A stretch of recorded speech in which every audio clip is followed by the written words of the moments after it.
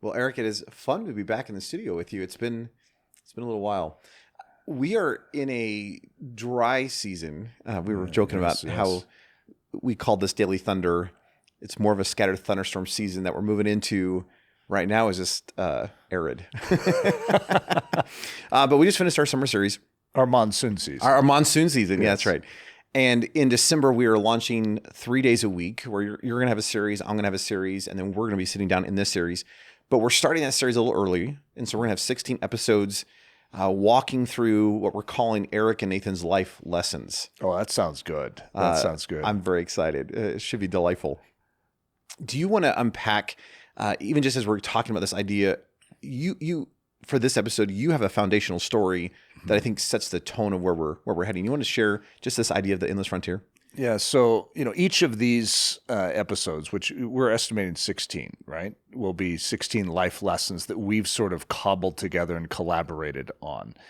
And so this first one is decidedly Ellerslie-esque in its sound because it's one of the key phrases we have. We have T-shirts wandering around. It says Endless Frontier on it. And the Endless Frontier is an idea that has sort of permeated the Ellerslie world. So even though it's terminology that comes from my background, it's still very much Nathan-esque as well.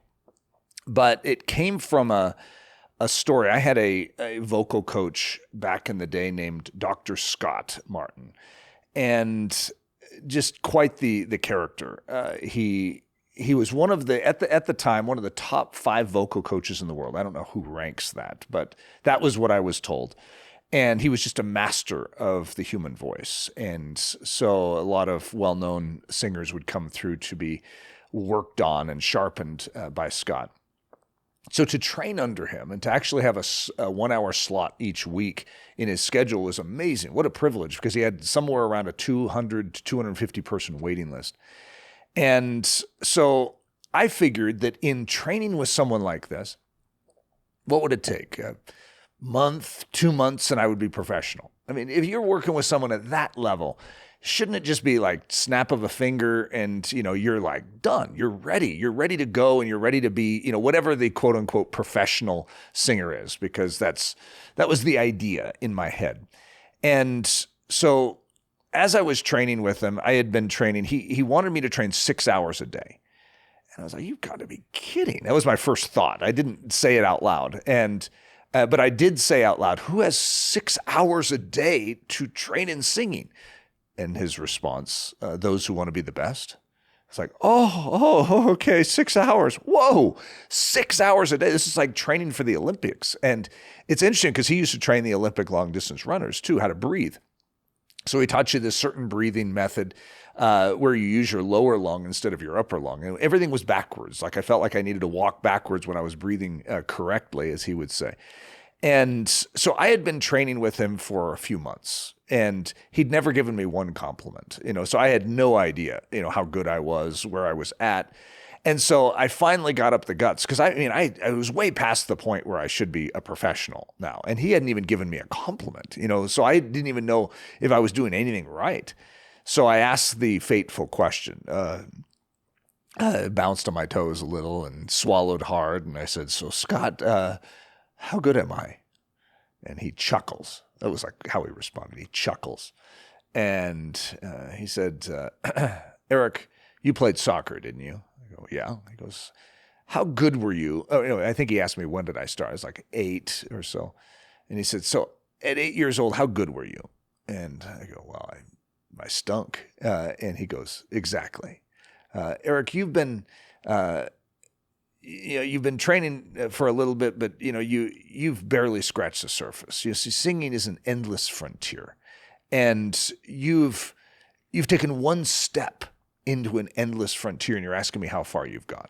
You've gone one step into an endless frontier. It's sort of like a soccer player at the age of 8, and so I'm like all deflated. It's like, after all this hard work, I don't remember how many months I'd been training, but every day 6 hours. Well, I don't know that I ever trained 6 hours a day.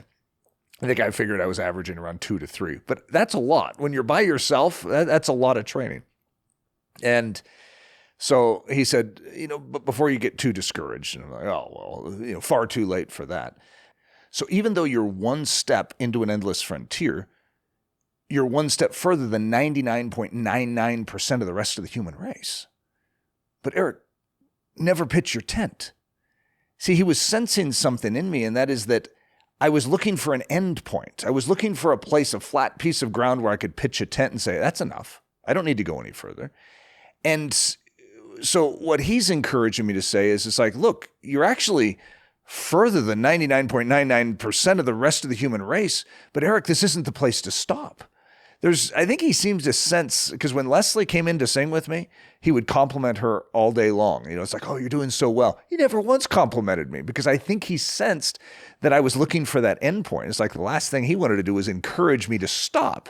So Eric, if you need encouragement, I'm going to hold that as a carrot out in front of you to keep you going. But that one statement has changed my life because it did expose something in me. And that is that I did want an end point where I could call good enough. I didn't want to just keep going and training and becoming more and more excellent with time. I mean, it sounds terrible to say that out loud, but it's like I just wanted to reach this professional level and call it good. And I realized throughout my entire life, that's how I've approached every area, which is in this moment, this is why the endless frontier is such a key thing for me, is it's a call to pull up my tent stakes, pack up my tent, and say, no, I'm going further. If there's more to be had, I want the more. Yeah, one of the ways we've often talked about it with our students too is using the illustration of like the Old West. And in the Old West, you had people who would settle, like on the borders of Kansas or Missouri and be like, okay, we're fine. But you had these other individuals who were just like, I want the risk. I want the unknown. I want to make the maps. And they would pioneer into the unknown. They would go into the West and, even at risk of death, explore what's there. And it's interesting how often I think, especially, and again, this could be applied in every area of our lives, but especially in Christianity, we live in a culture that we just want to get, as you would say, one step ahead of the culture and then be like, whew, I can still live in the world, but I'll just add some Jesus on top of it. When in reality, when you look at the tone of the Christian life, the tone of the Christian life is an endless pursuit of the glory and the reality of Jesus Christ and the gospel, that there is no place you just settle. In fact, the moment in Christianity or marriage or family or any of that kind of stuff, the moment you begin to settle, you're never actually settled. You actually start to drift backwards. It's a sliding scale, maybe the term, but it's like we are either called to keep pressing forward or we're going to find ourselves drifting backwards. You want to talk about how just that idea of the endless frontier or just the pursuit of more is applied to truly every arena of our lives? Well, some people get a little intimidated when you say that, this is an endless frontier because like, whoa, I want some definition to it. To me, it excites me, and I think it should excite everyone. And that's basically every day you wake up, there is more to be had. There is a greater gain in every arena of your life. Like I used to think about this when I was single because I was pondering this, and I knew Leslie, and I didn't, at the time, maybe I don't remember at what juncture we were, but I didn't know that I was going to marry her. But I remember pondering marriage and thinking, okay, what if I took this endless frontier and applied it to marriage? And I said, okay, so what is the greatest, husband out there? What if I said, I want to go beyond that? I want to explore territory that maybe no marriage has explored today. What about in family development? If I took that same attitude and every day I woke up, I said, okay, God, take me further in, further up, further on. It's like that thrills me. Now, it intimidates some people because they're just like, they're looking for that flat piece of ground. It's like, good enough. Please just let me be good enough. And yet there's something about that matches with the kingdom of heaven pattern. The kingdom of heaven has that endless dimension to it, but it's not in a scary way where it's out of control, sort of like the universe is just so big. And when people start talking about the 200 billion galaxies that are out there, it's like it overwhelms them, as opposed to saying, but God controls it all. And he is calling me into his fullness. Wow, how much is that? And so when you apply that to your Christian life, which is, of course, the key here at Ellerslie, is to say, every day I wake up, I recognize that God wants to take me on onward and upward. It's not that he's saying, Eric, you're finally just good enough, but that there's actually more that he desires every day. And that's thrilling to me. I love the idea, specifically applying to like knowing who Jesus is or understanding his word. There really is an endless depth to not just practically living out the Christian life, because that's a key piece. But in my life, it's been, Lord, I actually want to know you more. I want, like a little sheep, I want to know your voice more clearly today than I knew you yesterday. I want to know your greatness and your grandeur and your glory more today than I knew you last week. Lord, I want to know your word.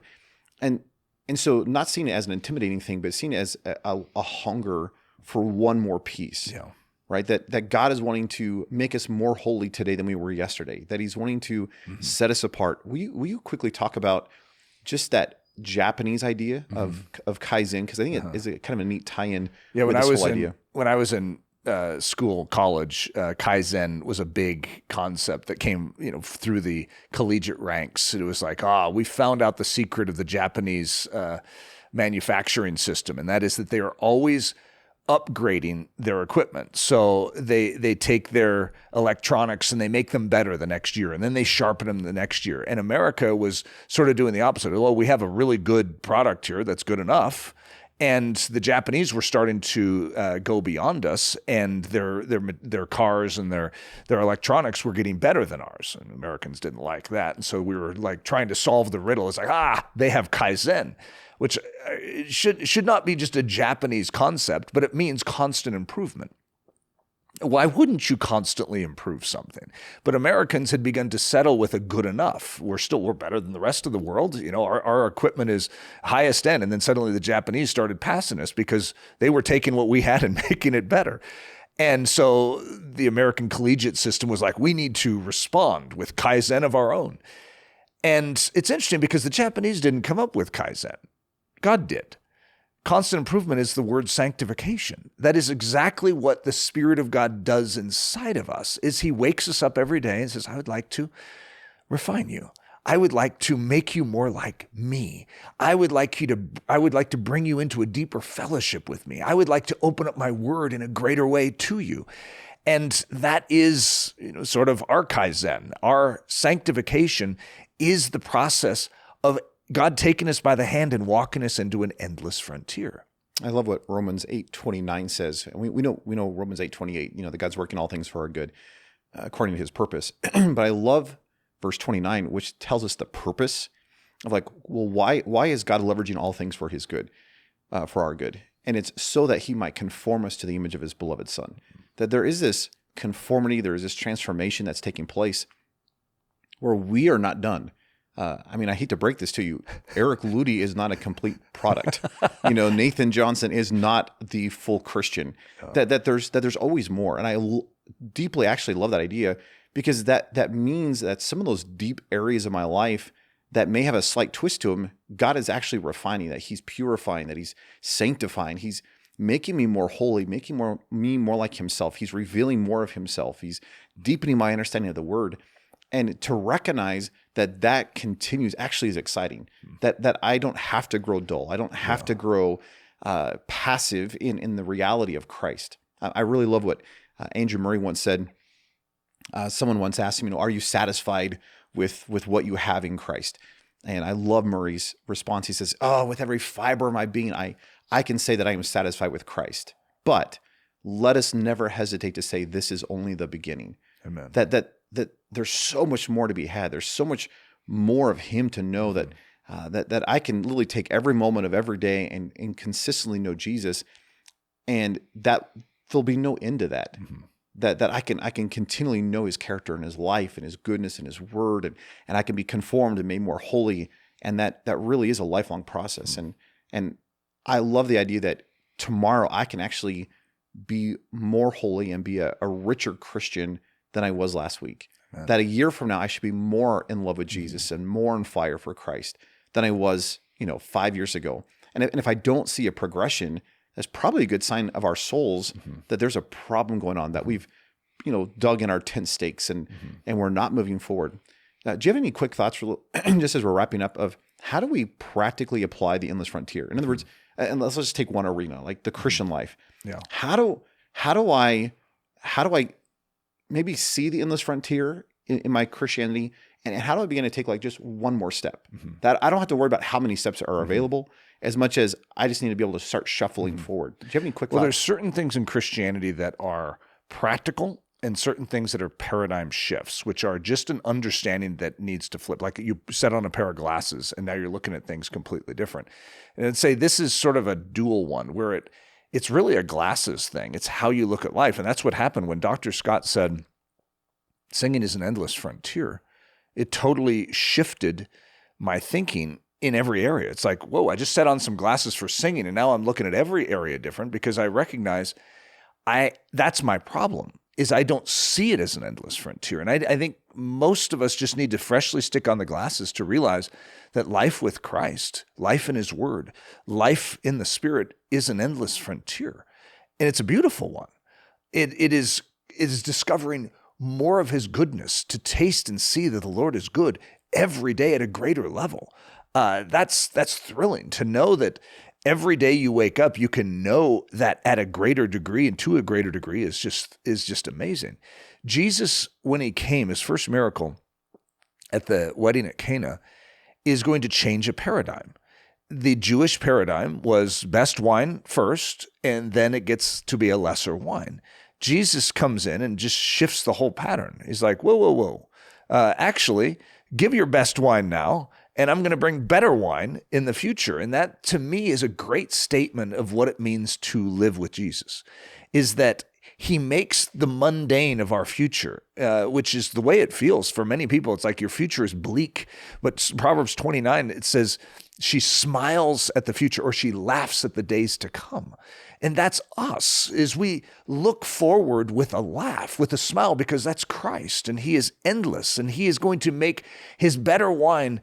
He's going to take our mundane water of a future, and he's going to turn it into something beautiful, and that's what we anticipate. And so my encouragement practically, even though it's sort of a hard practical, is pull up our tent stakes. You see, we have this propensity inside of us to try and find an end point and to settle and say, hey, this is good enough. I have this down. Whether it's in singing or the Christian life, marriage, family, finances, whatever it is, that we don't just say, I have it down. Okay, I figured this out. But we say, God, I want more of you in this area. And so that's the concept of pulling up your tent stakes, onward march. Well, Eric, I'm super excited for this little series.